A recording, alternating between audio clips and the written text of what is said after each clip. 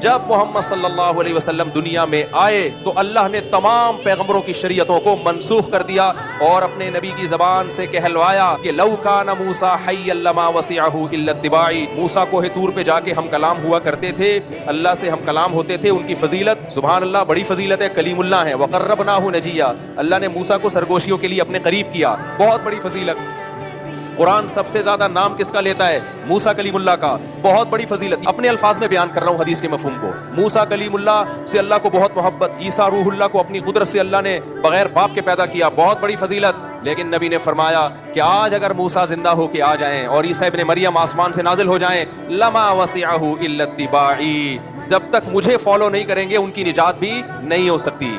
پیغمبر کو فضیلت رسالت کی وجہ سے ہوتی ہے، میسنجر آف گاڈ ہونے کی وجہ سے ہوتی ہے، تو میسنجر آف گاڈ ہونے کی فضیلت میں کوئی پیغمبر محمد صلی اللہ علیہ وسلم کا مقابلہ نہیں کر سکتے۔